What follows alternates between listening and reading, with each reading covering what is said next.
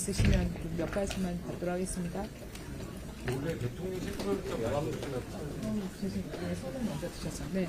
야당 조다원입니다. 오늘 법원이 윤석열 대통령 체포영장 발부했는데 이에 대해서 입장 좀 있으실까요?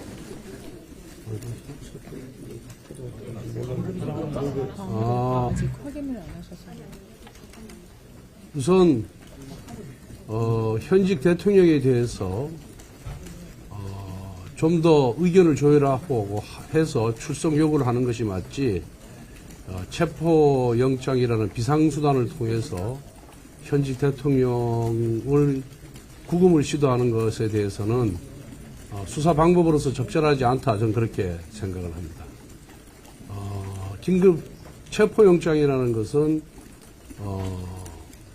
뭐 증거인멸이나 도주 우려가 농후할 경우에 발부하는 것이고, 또 우연히 사람을 발견하는 등 그런 경우에 하는데, 어디 도망간 것도 아니고 이미 그 비상계엄과 관련된 분들에 대한 조사가 거의 다 완료가 된 상태이기 때문에 증거인멸의 우려가 없기 때문에 이거는 국격에 관한 문제여서 좀 더 수사기관에 신중을 기했으면 좋았을 것이다, 이런 생각을 갖고 있습니다. 다른 질문. 혹시 그러면은 대통령께서 지금 뭐 변호차와 충돌 가능성 얘기도 좀 전망이 나오는데 대통령께서 체포영장 발부에 좀 응해야 된다고 보시는지? 그건 뭐 대통령께서 적절하게 대응하리라고 보고 있습니다. 그리고 수사와나 재판과 관련된 문제에 대해서 우리 당이 뭐 이래라 저래라 할 사안은 아니고, 그거는 오로지 대통령의 몫이다, 이렇게 생각합니다.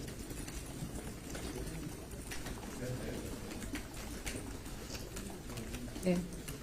최상목 권한대행이 쌍특검 행사할 여부에 대해서 국민의 입장이 궁금합니다. 쌍특검법에 대해서는 위헌 요소가 농후하고, 특히 김건희 특검법에 대해서는 김건희 여사와 관련된 부분은 하나밖에 없고, 나머지 15개의 의혹에 대해서 수사를 하겠다고 합니다. 그러니까 정부 여당 전체, 윤석열 정부 출범 이후 모든 사건에 대해서 수사하겠다는 것이기 때문에 수사 대상 범위가 지나치게 광범위하고 비합리적이고, 그리고 야당이 추천하는 인사는 야당 특검이기 때문에 두 특검 모두에 대해서는 저희 당이 반대하는 입장이고, 또 정부에 대해서 제2요구권 행사를 해달라고 정식으로 요청을 하는 바입니다.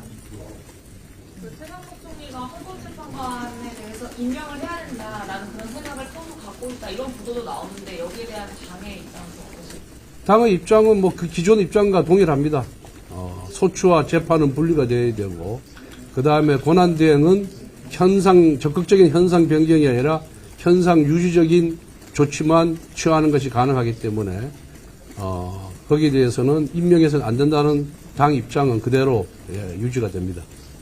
그럼 최상목 총리를 뭐 설득하거나 계속 좀 이야기를 글쎄, 뭐 최상목 총리가 그런 생각을 갖고 있는지 여부에 대해서는 뭐 일부 언론에서 나왔는데 거기에 대해서는 저희들이 아직 확인을 하지 못하고 있습니다. 네. 마지막 질문 하나 받겠습니다. 한 분. 네.